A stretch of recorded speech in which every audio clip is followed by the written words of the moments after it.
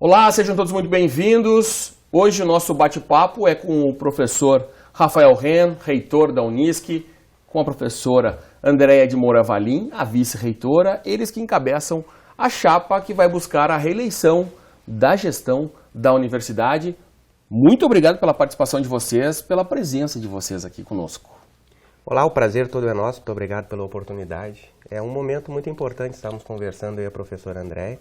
Primeiro pela responsabilidade, e num momento como esse faz um diagnóstico dos 4 anos anteriores e ouvir toda a comunidade externa, os colegas de trabalho, professores, alunos, técnicos, é um momento muito rico, está sendo muito agradável. Olá a todos, obrigada Nelson pela oportunidade, toda a equipe da Unisc TV, é um prazer estar aqui falando de um processo que é muito caro para a Unisc, porque a gente reforça a democracia, que é extremamente importante, é um dos nossos valores institucionais mais importantes, e também falando da perspectiva de uma construção de universidade para os próximos 4 anos. Claro, né, Rafael, sempre avaliando o que a gente fez, aquilo que a gente pode melhorar, aquilo que a gente entende que constitui o âmago da universidade. Bom, eu vou começar perguntando o que motivou buscar a reeleição. Eu acho que fazendo uma retrospectiva dos últimos 4 anos, porque essa pergunta é boa e nós mesmos não tínhamos a resposta até pouco tempo atrás, porque é um envolvimento familiar, um envolvimento pessoal muito grande. Historicamente, na universidade é comum um reitor, não vou dizer ser reconduzido, mas concorrer pela responsabilidade. E eu e a professora Andréia, nós assumimos no ano de 2022, saindo de uma pandemia. 2023 as coisas ainda muito lentas. 2023 no final do ano, em setembro, tivemos enchentes, apesar da nossa região não ser muito atingida, e 2024, aquela catástrofe, não dá nem para falar. Então, com a esperança de ter anos melhores e poder colocar algumas ideias que não conseguimos nos últimos 4 anos, eu acho que nos motiva. A universidade, Nelson, é muito interessante, nós temos dito isso, ela tem um nome que nós não percebemos a grandeza da instituição fora da nossa região. É algo, assim, impressionante. Na semana passada existiu aqui na universidade um evento do sistema prisional e vieram pesquisadores da área da educação e da saúde do Brasil inteiro e eu conversei com alguns. Assim, a representatividade técnica, científica que a Unisc tem, o respeito realmente é muito grande.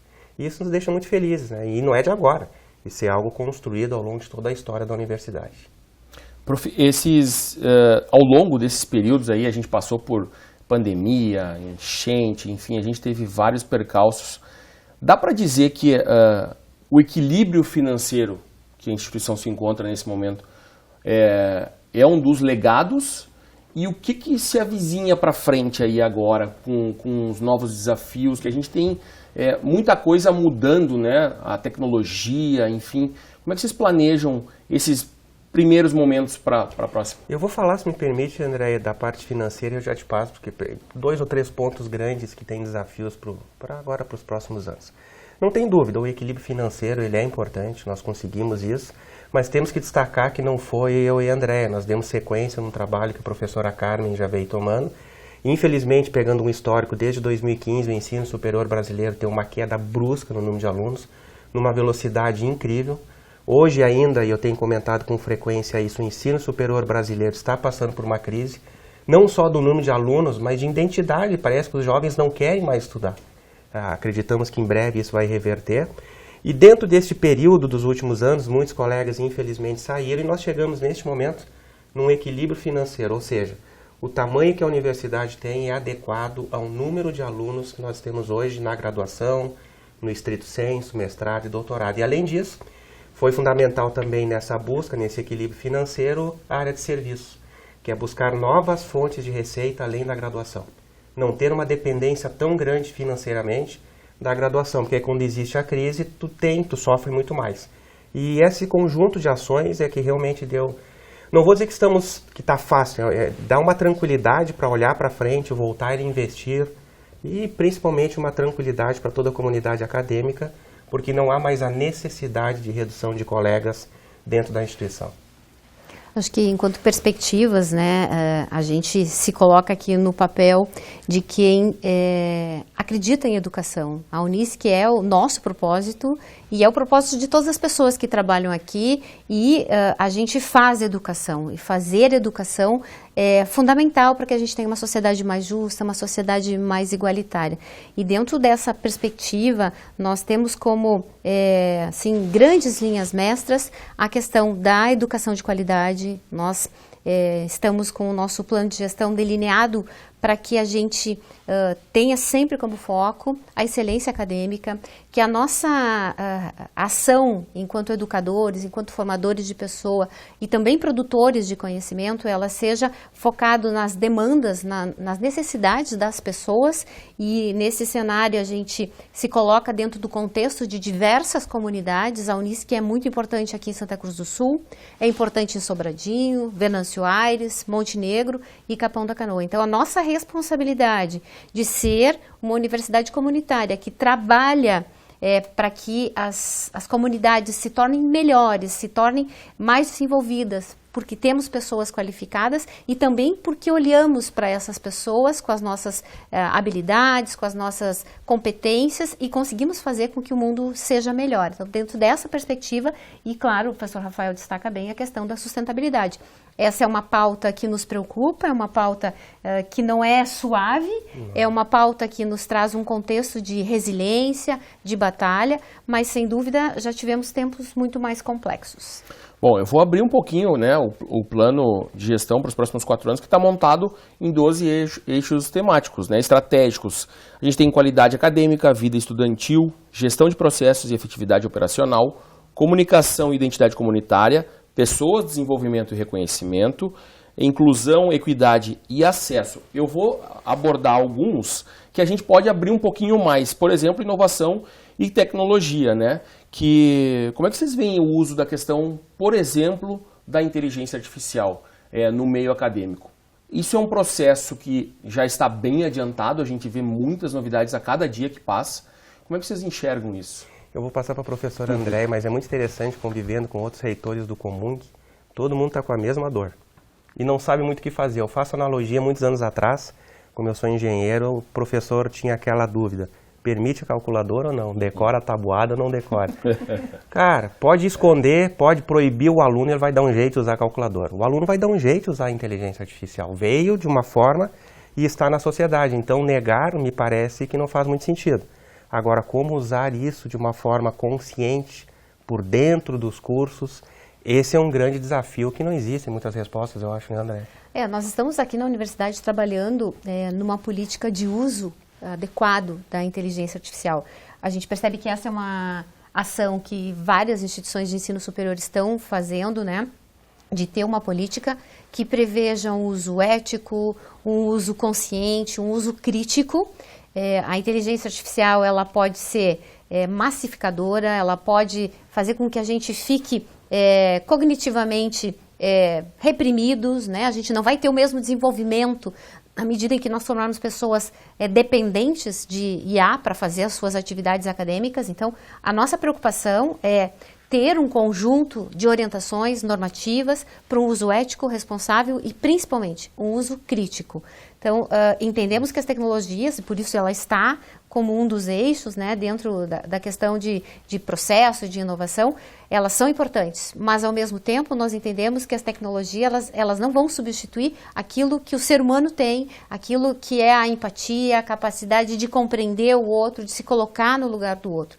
Por isso a gente entende que dentro do processo de formação nós vamos ter qualificação para os docentes, nós vamos ter qualificação para os acadêmicos, né? Quando a gente pensa em pesquisa, hoje os artigos, as dissertações, os trabalhos de conclusão de curso, as teses, elas são construídas com o apoio da inteligência artificial. Mas que apoio é esse? Até onde a gente pode ir? E como que a gente atribui que esse trabalho, que esse artigo teve suporte de IA para ser construído? Então, todo esse processo, ele precisa ser muito bem guiado, muito bem regrado, mas que a gente nunca perca a nossa essência e que a gente nunca perca a capacidade de raciocinar e olhar criticamente para aquilo que vem. A gente tem, né, uma das novidades para o próximo vestibular o curso tem de inteligência artificial e ciência de dados. Ciência de dados. Que começa por Monte Negro, né? Monte Negro e Capão da Canoa, se eu não me engano, se não me falha a memória. Isso. Nós optamos de fazer por lá para experimentar isso, e até porque aqui em Santa Cruz do Sul a área de tecnologia da informação tem bons cursos, e nós não conseguimos perceber ainda se um não vai sombrear o outro.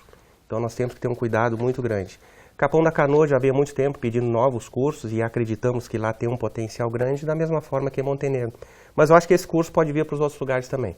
E vamos ver primeiro a demanda, porque uma coisa é a gente achar que é a grande tendência, lança o curso, já tivemos experiência no passado, e realmente as pessoas não estão procurando se tornar um profissional da inteligência artificial. Querem usar a inteligência artificial. Então é uma experiência, não tem... Eu acho que vai ter demanda, vai ser um bom curso, mas entre achar e esperar depois do vestibular as matrículas, tem uma caminhada aí. Bom, tem inserção regional, extensão e parcerias também. Dá para citar aqui convênios, né, públicos, privados. A gente teve, por exemplo, recentemente aqui a Escola de Gestão Pública em parceria com a Prefeitura de Santa Cruz do Sul. É um caminho, esse é um norte também que dá para ampliar para municípios, para os outros campi. A gente tem dentro da universidade um capital intelectual muito grande. E por termos esse capital intelectual, a gente consegue oportunizar para o poder público, para as empresas, um conjunto de atividades que é relevante e que transborda o conhecimento de dentro da Unisc para a sociedade. Então, dentro dessa perspectiva, dos serviços que o professor Rafael comentava, nós estamos trabalhando, né, especialmente na pró-reitoria acadêmica e na pró-reitoria administrativa, né, nesse relacionamento, entendendo quais são as necessidades. A escola de gestão foi uma necessidade do município de Santa Cruz do Sul, em que se construiu muito customizado, muito sob demanda do município, a partir das necessidades de qualificação, um portfólio, né, com pessoas aqui da Unisc, como capacitadores, pessoas de diversas outras instituições, porque nessa hora conta muito a nossa rede de relações. E a gente trazendo essas pessoas qualificadas, a gente traz a oportunidade de o município de Santa Cruz do Sul e outros municípios, porque essas parcerias estão acontecendo com vários municípios, de que todo mundo ganhe com isso, né? E a universidade fica muito feliz porque nós contribuímos aí com a qualificação dos serviços públicos, especialmente nesse caso. E quando nós visitamos, né, nós estamos fazendo isso novamente nas eleições, a professora Andréia faz muito mais, como vice-reitora, ela é responsável pelos campi. Quando nós conversamos com os prefeitos, vereadores dos municípios onde nós atuamos, eles querem muito a presença da universidade. E não só no ensino, na graduação. Eles querem com projetos. E os municípios, em alguns momentos, estão passando com uma dificuldade muito grande. Aí depende da região. Os que foram mais fortemente atingidos com as enchentes, o processo de reconstrução. Capão da Canoa, Litoral Norte, uma expansão muito grande. Então tem questões agora do plano diretor que tem que ser estudado, questões ambientais. E quanto mais nós olhamos todos esses potenciais, nós temos profissionais dentro da instituição. Tem linhas de pesquisa, tem ciência. Então é mais ou menos essa linha, é aproveitar, e a Andréia pegou muito bem no início da fala. Aproveitar o que nós temos de competência e poder ajudar a sociedade, que em última análise é o principal componente de uma universidade comunitária. Bom, tem outro que é sustentabilidade financeira e novas receitas. O equilíbrio financeiro, a gente falou aqui um pouquinho, mas dá para projetar, ou vocês projetam algum percentual de crescimento para os próximos anos, traçar algum tipo de investimento que pode ser feito, ampliação de estrutura, sim. Enfim? Em relação a receitas, nós temos vários pontos que estamos em crescimento. A abertura em Primavera do Leste, no Mato Grosso, da Central Analítica, tem dado um aporte muito grande. Entrar na área pública com o direito, esse ano tem surpreendido muito. Então é um somatório de ações que juntas vão trazer uma receita adicional. Só para ter uma ideia, 5 anos atrás, a nossa receita com a graduação era acima de 90%. 92%, 93%. Hoje está perto de 80%. 82%, 83%. Então já reduzimos a graduação. Mas aqui eu preciso colocar uma coisa muito importante, Nelson. O fato de reduzir o percentual da graduação no que se refere à receita, à necessidade, não significa que nós vamos abandonar a essência da universidade, que é o ensino, pesquisa, extensão e inovação.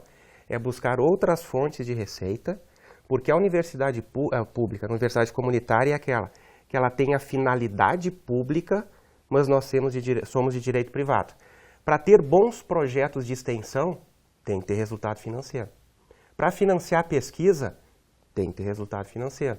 Para ter estritos censos super qualificados, tem que ter resultado financeiro. E quando esse resultado ele vem unicamente da dependência da graduação, nós ficamos mais frágeis. Então esse que é o foco de buscar novas receitas em relação ao serviço. E em termos de investimento, né? Todo ano, quando nós projetamos o orçamento, a gente prevê lá um percentual para investimentos na instituição, né? Qualificação, reposição de itens. E na medida em que nós ficamos com algum atraso, nós estamos trabalhando no sentido de que possamos recompor, né, estruturas, equipamentos. Então, nesses últimos 2 anos, especialmente, nós trabalhamos muito forte para que o investimento em infraestrutura desse conta da gente atualizar, especialmente a parte de equipamentos, de modernização de espaços físicos, né?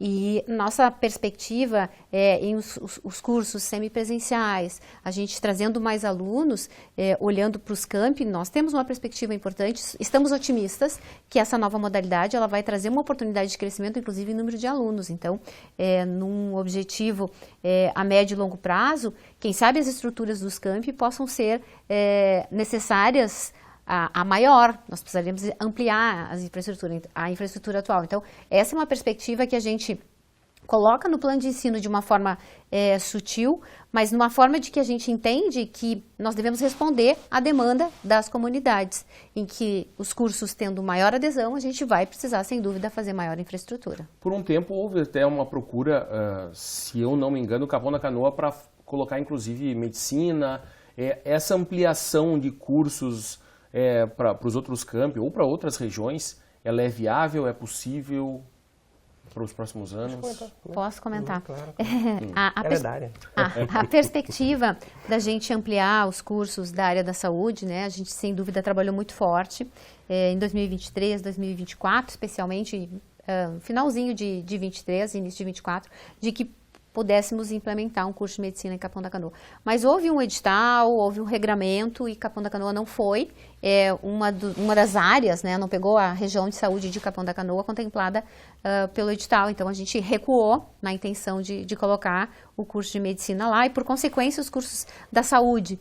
Mas a gente tem um compromisso de ofertar cursos. E a área da saúde é uma área cobrada. Seja Montenegro, seja Capão da Canoa, Sobradinho e Venância acabam drenando para cá, para Santa Cruz, mas há uma cobrança, uma necessidade das comunidades. Então, a gente sempre com passos muito tranquilos e também tentando ser o mais certeiro possível nas nossas decisões, a gente vai avaliando, segue avaliando.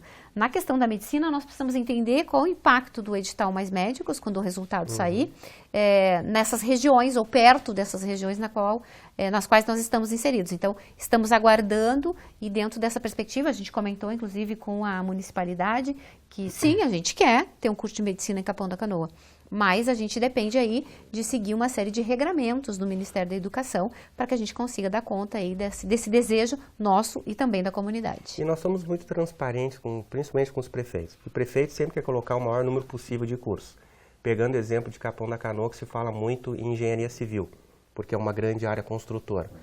Mas tem local, tem demanda para tantos engenheiros no lugar, porque o que eles têm que entender, e eles entendem perfeitamente isso, o ciclo de um curso, 5 anos, aí depende da área, 5 anos, 6 anos, 4 anos, mas nós não podemos fazer um investimento pensando numa única turma ou um único ciclo.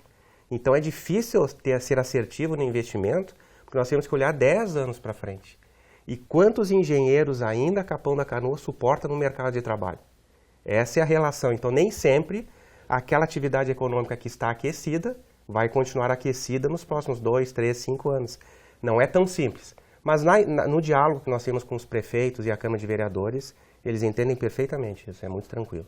Bom, antes da gente seguir falar sobre a Agenda 2030, teve o marco regulatório do EAD, né, que estabeleceu novas regras para os cursos à distância e tem uma modalidade que é o semipresencial. Como é que vocês viram essa novidade?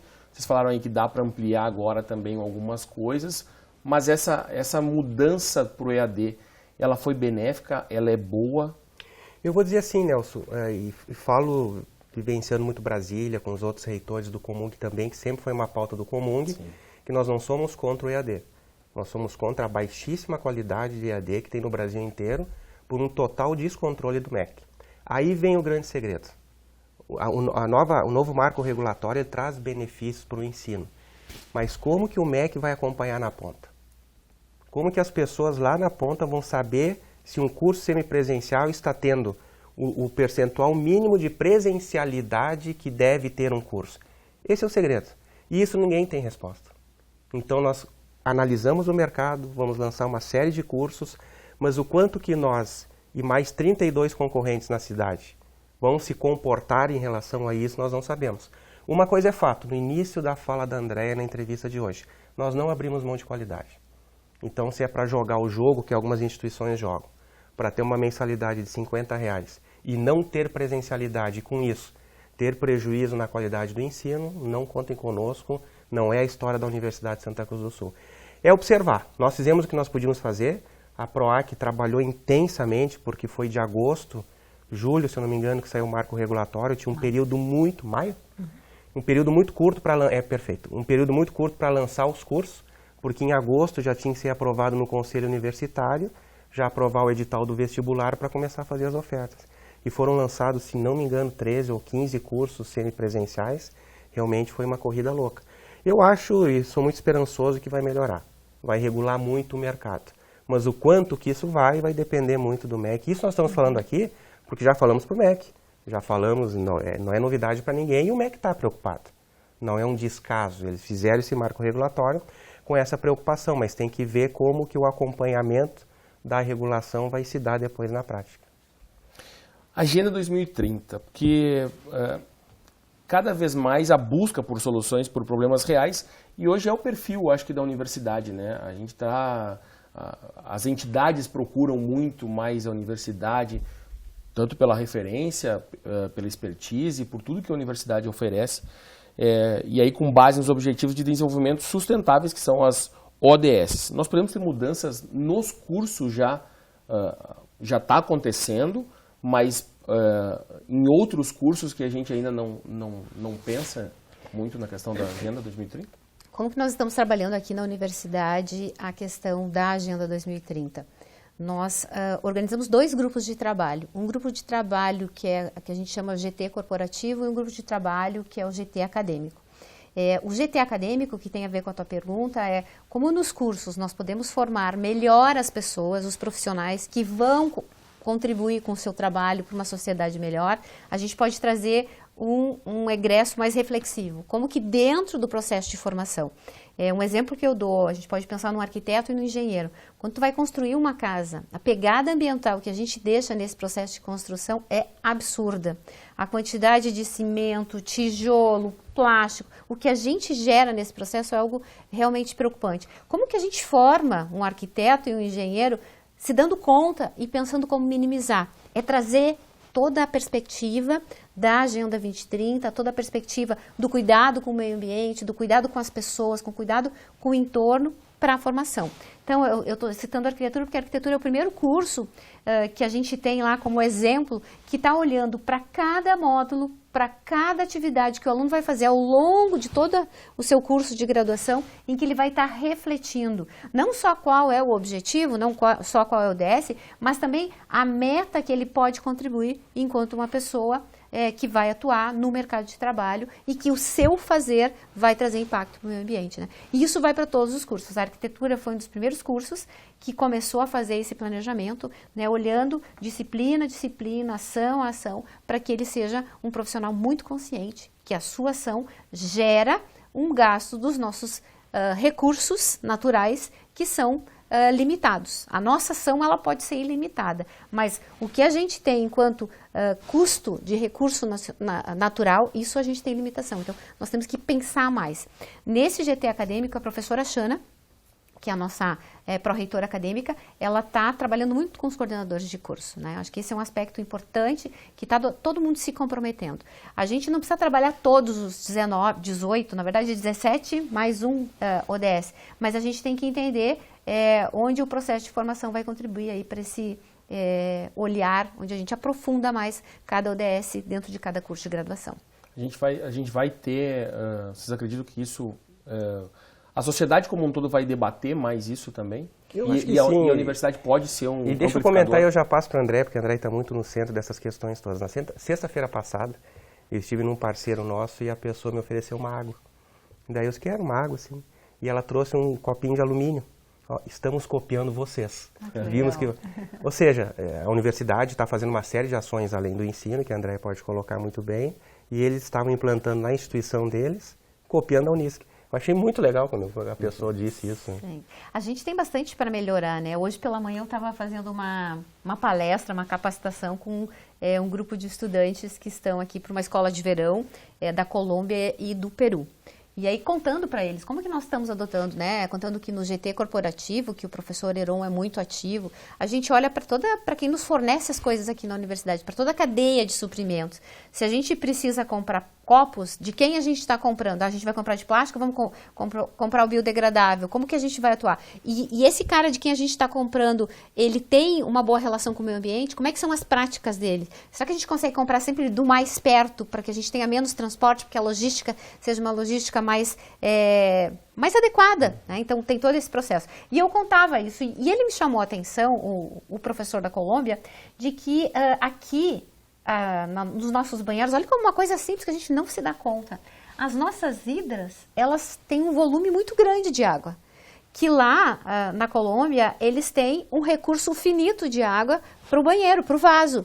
E realmente a gente não tem regra para isso. E ele está muito impressionado que aperta lá e é muita água que é usada. Vocês não se preocupam com esse recurso natural tão importante? Sim, a gente se preocupa. Vamos prestar mais atenção nisso. E são dessas práticas, desse cuidado, que a gente vem trabalhando nesse GT corporativo, buscando que a universidade não só eduque para uma formação mais consciente, mas que a gente tem ação, né? Que a gente pratique ações mais conscientes no nosso fazer enquanto universidade. A questão dos combustíveis, né? Que é gerado, né, também pela universidade, isso também tem sido pensado, né? Muito, muito. Cada vez mais. Quando se tem uma viagem, se questiona 3 vezes se tem que fazer mesmo, se pode ir para um meeting. Bom, tem os programas de pós-graduação também. E os programas de excelência, obviamente, aqui da universidade, mas manter e atrair. A gente tem uma certa dificuldade também com a graduação, mas e para os alunos de pós-graduação, o que é visto, como é que vocês estão analisando também para se manter a excelência e captar mais? Hoje pela manhã ainda o professor Adilson colocou neste momento as inscrições para os processos de seleção e estão indo muito bem, muito bem. Claro que nos últimos anos houve uma queda da mesma forma que houve a queda na graduação, mas os nossos programas são muito bons, são de excelência. O que nós percebemos hoje é que muitos alunos eles querem fazer o stricto sensu, mestrado ou doutorado, mas não conseguem, não têm condições financeiras. Então eles se inscrevem acreditando no processo de seleção de bolsas.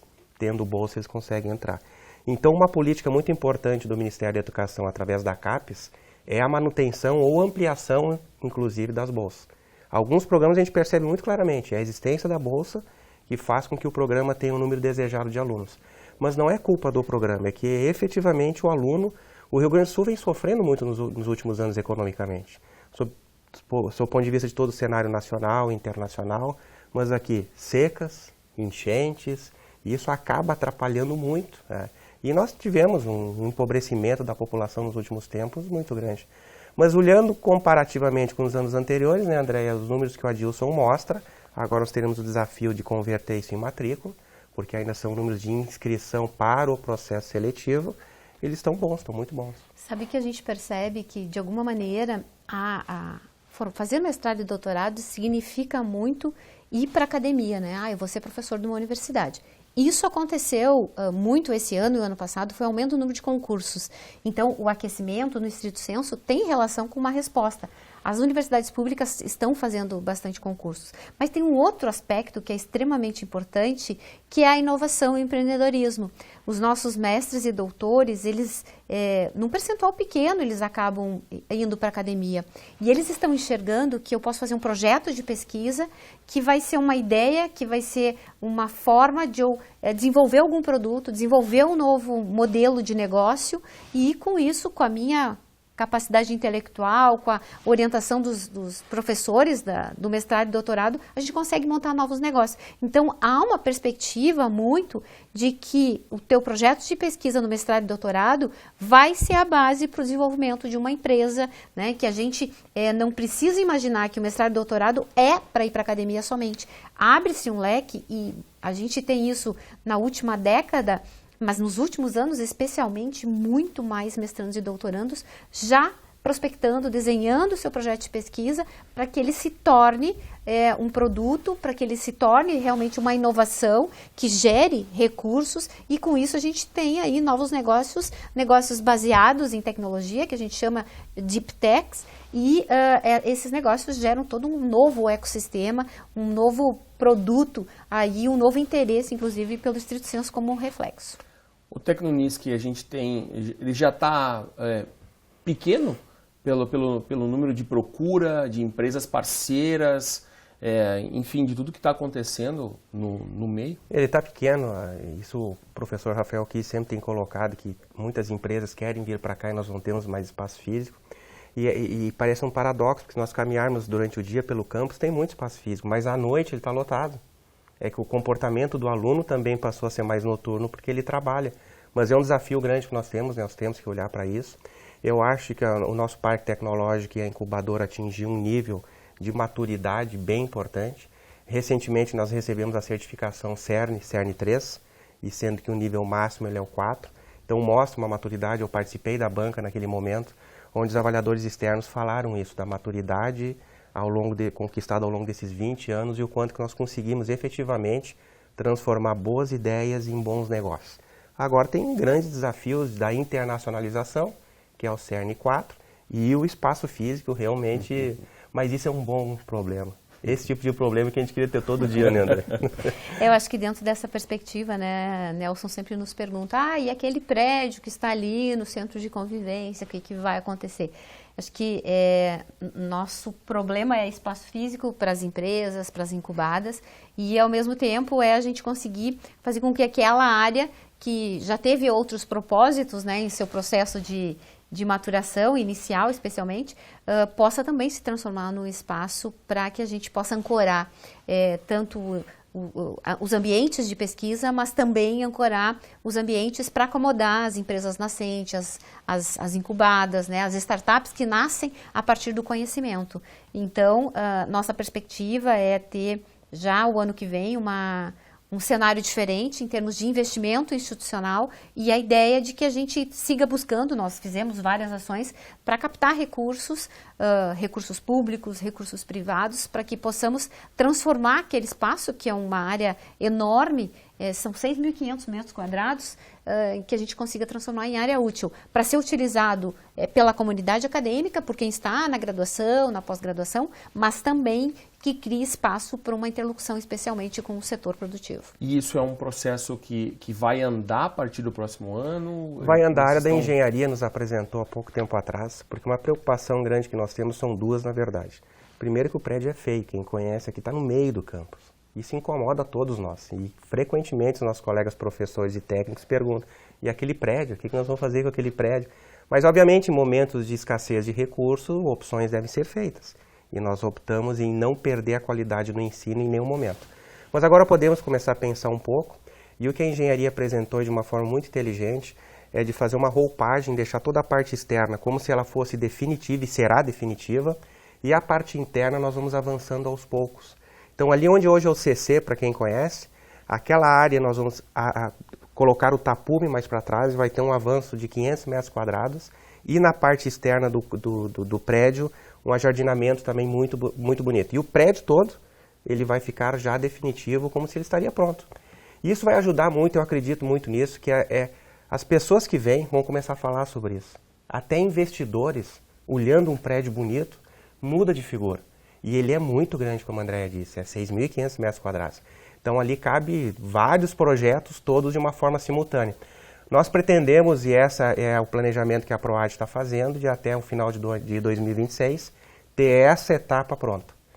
E realmente eu acho que vamos fazer isso aí sim, 2026. Bom, a gente está se aproximando também do vestibular, né? A Unisc ainda mantém um vestibular presencial, também mostra, a gente acompanha muito o vestibular da universidade e a gente vê o encantamento dos pais que vêm para cá, com o tamanho do campus, né? E tudo que a universidade ela oferece.